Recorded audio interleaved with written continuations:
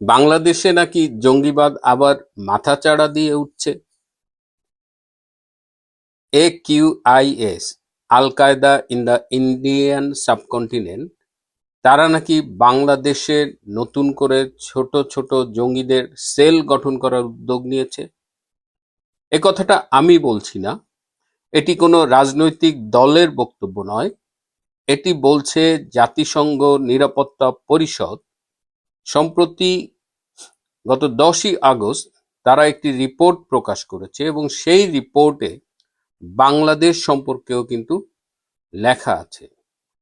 আজকে জাতিসংঘের এই রিপোর্ট, বাংলাদেশে জঙ্গিবাদের উত্থান, এই বিষয়টি নিয়েই কথা বলবো। শেষ পর্যন্ত সাথে থাকবেন।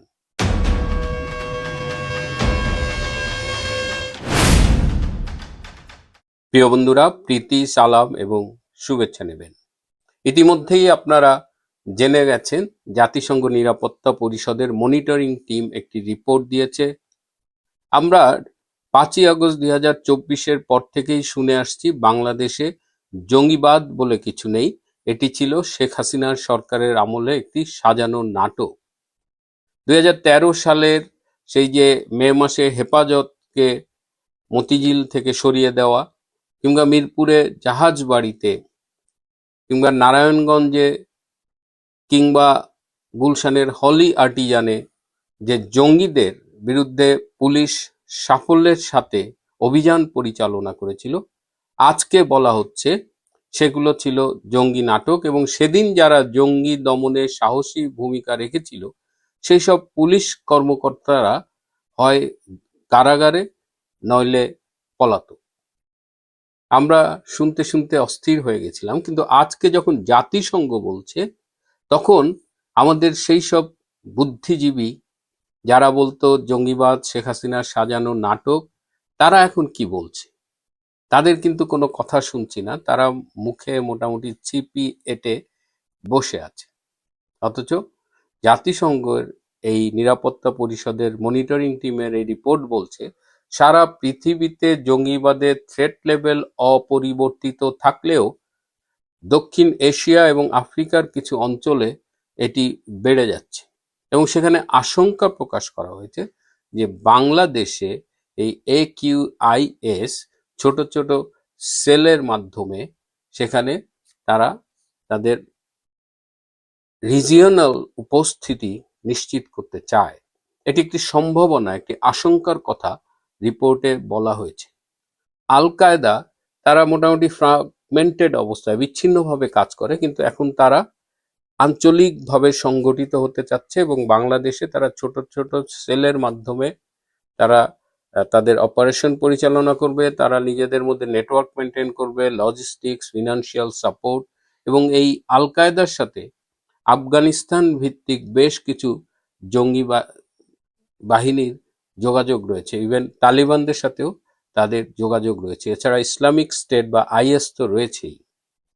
আমরা যে এতদিন শুনেছি এই 24-এর আগে বাংলাদেশে জঙ্গিবাদ আছে এবং সেটা যে সত্যি ছিল সেটা সারা বিশ্ব স্বীকার করেছে। এবং বাংলাদেশের জঙ্গিবাদ নিয়ন্ত্রণে বাংলাদেশের আইন শৃঙ্খলা রক্ষাকারী বাহিনীকে আমেরিকা, ইংল্যান্ড, ইউরোপের অনেক দেশ কিন্তু প্রশিক্ষণ দিয়েছে।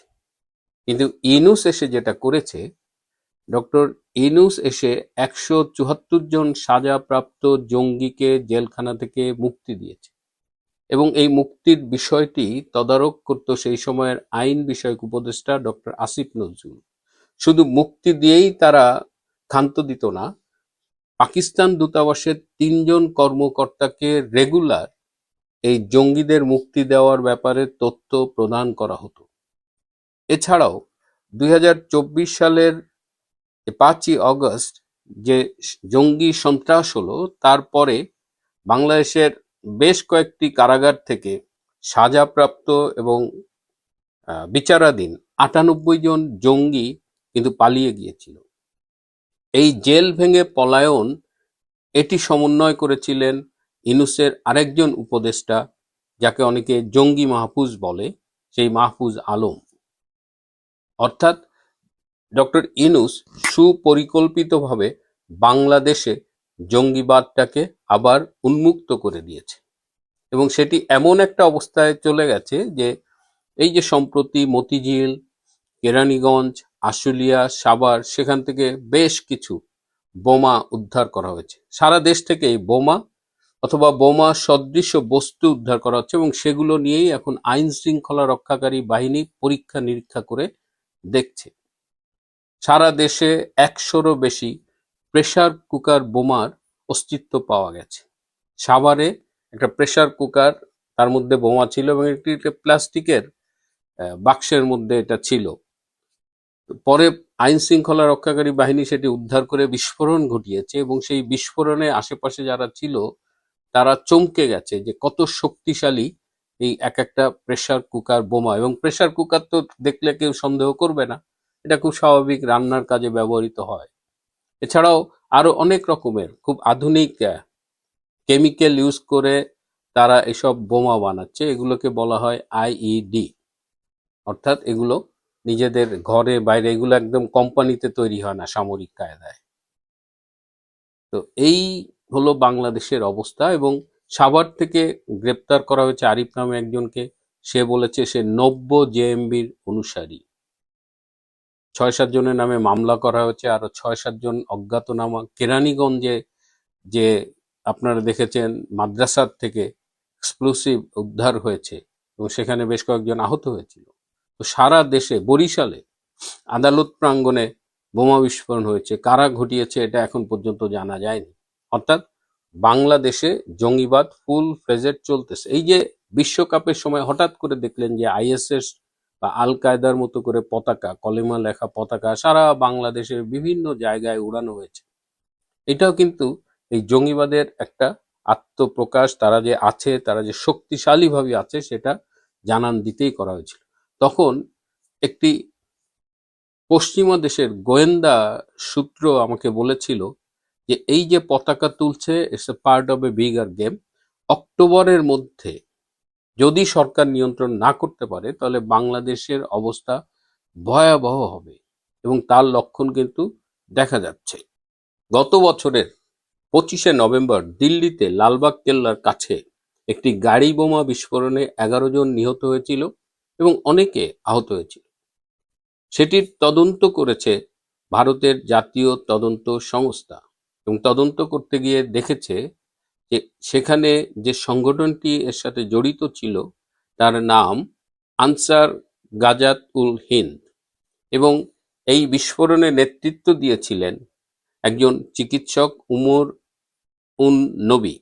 তিনি ফরিদাবাদের আল ফালা বিশ্ববিদ্যালয়ের মেডিসিনের সহকারী অধ্যাপক।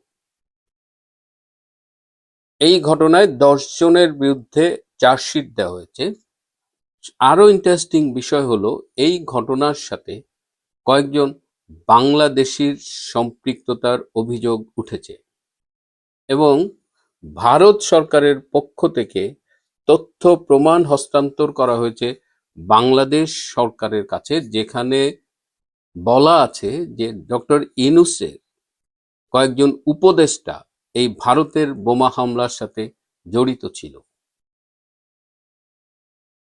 অর্থাৎ ইউনূস যে শুধুমাত্র বাংলাদেশের ভেতরে জঙ্গিবাদকে উস্কে দিয়েছে তা না, সে এটি ভারতেও রপ্তানি করেছে এবং তার উপদেষ্টারা যে ছিল সেই প্রমাণ ভারতের সরকার বাংলাদেশ সরকারের হাতে দিয়েছে।